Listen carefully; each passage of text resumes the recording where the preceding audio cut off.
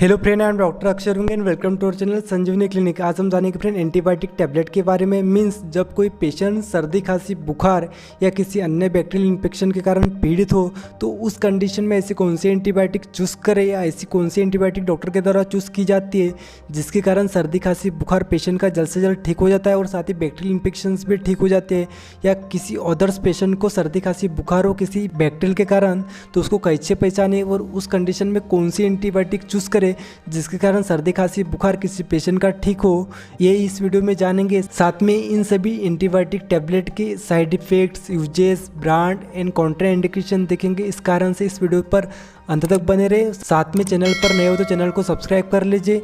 और ये जो पार्ट है ये सेकंड पार्ट है, जो कि आपने फर्स्ट पार्ट अगर मिस किया होगा तो फर्स्ट पार्ट को जरूर देखिए जो कि कॉमन मेडिसिन नाम से, ध्यान सेकंड पार्ट को देखिए। और आने वाला थर्ड पार्ट कुछ एंटीबायोटिक टैबलेट्स और कुछ अदर्स टैबलेट के बारे में डिस्कस करेंगे फ्रेंड। क्योंकि सबसे पहले देखते हैं फ्रेंड सिप्रोफ्लॉक्सासिन फ्रेंड, जो कि क्विनोलोन कैटेगरी का ड्रग है जो कि बेटर बैक्टीरियल इन्फेक्शंस को खत्म करने में सहायक होते हैं बट सीरियस कंडीशन की बैक्टीरियल इन्फेक्शंस में नहीं देते। इसका कारण यह है क्योंकि ये बहुत से पेशेंट में आज के टाइम पर ये रेजिस्टेंस पैदा कर चुका है। मतलब किसी पेशेंट में सिप्रोफ्लॉक्सासिन बराबर वर्क नहीं करता। इसके पीछे का कारण यह है फ्रेंड क्योंकि बहुत से डॉक्टर बैक्टीरियल इन्फेक्शन को ठीक करने के चक्कर में हाईली ब्रॉड स्पेक्ट्रम की एंटीबायोटिक चूज करते हैं, जैसे कि सेफोलिस्पुरिन जैसे ब्रांच की एंटीबायोटिक देते हैं, जिस कारण से इस एंटीबायोटिक्स का जो है रेजिस्टेंस पैदा होता है। या फिर सिप्रोफ्लॉक्सासिन बार बार किसी पेशेंट को देकर उसके शरीर में, उस पेशेंट के शरीर में सिप्रोफ्लॉक्सासिन के खिलाफ जो है रेजिस्टेंस पैदा कर देता है। इस कारण से जो है सिप्रोफ्लॉक्सासिन आज के टाइम पर किसी पेशेंट पर वर्क नहीं कर पाता। अगर ऐसा दिखाई दिए किसी पेशेंट में तो आप इससे उच्च कैटेगरी में जा सकते हैं, जैसे कि एजिथ्रोमाइसिन और सेफोलिस्पुरिन की ओर, जो कि आगे देखेंगे फ्रेंड। सिप्रोफ्लॉक्सासिन के कुछ उपयोग जान लेते हैं, जैसे कि स्किन इन्फेक्शन हो गया, निमोनिया हो गया, गोनोरिया हो गया। Gonorrhoea means sexual transmit disease है फ्रेंड। साथ में टाइफाइड फीवर की स्टार्टिंग स्टेज में भी आप सिप्रोफ्लॉक्सासिन का उपयोग कर सकते हो। अगर इससे कंट्रोल न हो पाया बुखार तब आप सेफोलिस्पुरिन की ओर जा सकते हो फ्रेंड। फर्स्ट चॉइस आपके सिप्रोफ्लॉक्सासिन रखे, सेकंड चॉइस लगा आप सेफोलिस्पुरिन की ओर जा सकते हो। और साथ ही जितने भी एंटीबायोटिक है सभी के साइड इफेक्ट मैक्सिमम सिमिलर है, इस कारण से साइड इफेक्ट लास्ट में देखेंगे फ्रेंड। सेकंड में जानते हैं लिवोफ्लॉक्सासिन, सिप्रोफ्लॉक्सासिन, ओफ्लॉक्सासिन, नॉरफ्लॉक्सासिन, ये चारों ड्रग एक ही कैटेगरी की है और चारों भी ड्रग 90% जो है सिमिलर वर्क शो करते हैं। बट जो लिवोफ्लॉक्सासिन है 10% अलग से क्या है, उसमें अलग से टिश्यू की इन्फेक्शन में वर्क करता है। साथ में किडनी स्टोन या किडनी स्टोन के रिलेटेड कोई इन्फेक्शन हो उस कंडीशन में लिवोफ्लॉक्सासिन का उपयोग किया जाता है। और नॉरफ्लॉक्सासिन, ओफ्लॉक्सासिन तीनों भी डायरिया के लिए या उसके रिलेटेड इन्फेक्शन के लिए चारों भी वर्क किए जाते हैं फ्रेंड। तो मैं जानते हैं फ्रेंड एजिथ्रोमाइसिन, जो कि एजी नाम से या एटीएम नाम से आज फेमस है, जो कि स्पेशली कुछ इन्फेक्शन में मोस्टली उपयोग किया जाता है, जैसे कि थ्रोट का इन्फेक्शन हो गया, साइनस का इन्फेक्शन हो गया या फिर नोज का इन्फेक्शन हो गया। अगर थ्रोट के बारे में बात करें तो जो कि टॉन्सिलाइटिस में ड्रग ऑफ चॉइस होता है। मतलब टॉन्सिलाइटिस किसी भी प्रकार की हो, ज़्यादा सीरियस हो या नॉर्मल हो, उस कंडीशन में आप एजिथ्रोमाइसिन दे दीजिए, उसका टॉन्सिलाइटिस का सूजन स्वेलिंग ठीक होना ही है। साइनस में इन्फेक्शन जिसमें साइनेटाइटिस कहते हैं, जिसमें इन्फ्लामेशन आ जाता है, और साथ ही नोज के कुछ इन्फेक्शन में भी ये हेल्पफुल होता है, जैसे कि थ्रोट, साइनस और नोज के इन्फेक्शन में हेल्पफुल होता है। तो इस कारण से भी इसको सर्दी खांसी बुखार में उपयोग में लाया जाता है।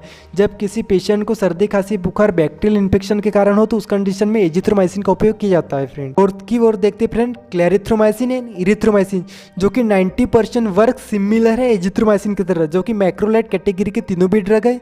इस कारण के 90% जो एक्टिविटी है सिमिलर शो करती है। बस किसी पेशेंट में अगर एजिथ्रोमाइसिन का जो रेजिस्टेंस पैदा हो गया उस कंडीशन में आप क्लेरिथ्रोमाइसिन और इरिथ्रोमाइसिन को चूज करते हैं। कंडीशन में क्लेरिथ्रोमाइसिन भी बेटर परफॉर्मेंस शो करता है फ्रेंड। फिफ्थ की ओर देखते हैं friend amoxicillin plus amoxicillin and potassium क्लेवोलिनेट।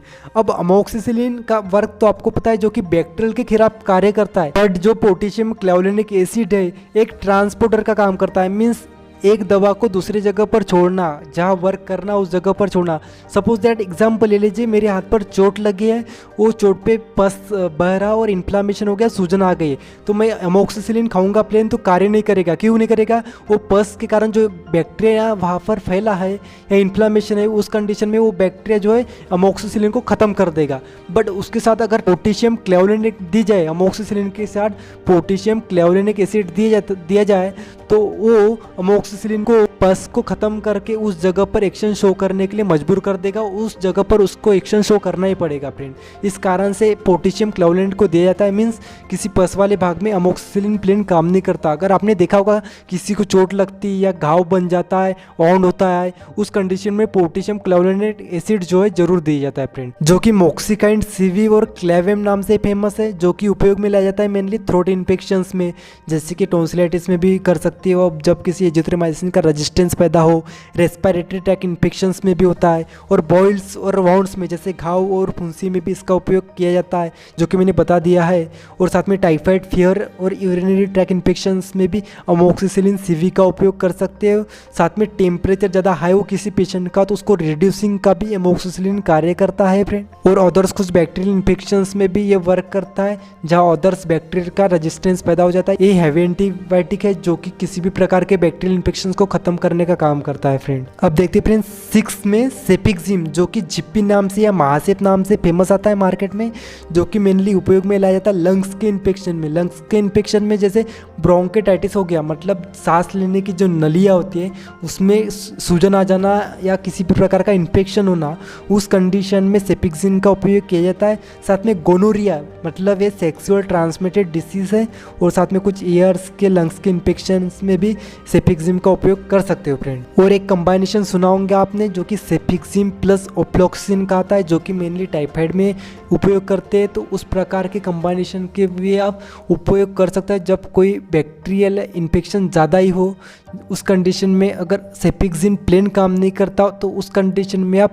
ओफ्लॉक्सिन की ओर जा सकते हो सेपिक्जिम के साथ। 7 में देखते हैं फ्रेंड्स सेफोडोक्सिम, जो कि मोनोसेप नाम से आते हैं। इसके यूजेस में मेन देखिए, ये जो टैबलेट है मेनली सीवियर कंडीशन की बैक्टीरियल इन्फेक्शंस में काम आते हैं। जब कोई भी सेफोलोस्पोरिन की एंटीबायोटिक्स या अदर्स कोई एंटीबायोटिक्स जिस बैक्टीरियल इन्फेक्शन में काम नहीं कर पाती है, उस कंडीशन में डॉक्टर सेफोडोक्सिम टैबलेट को चूज करते हैं।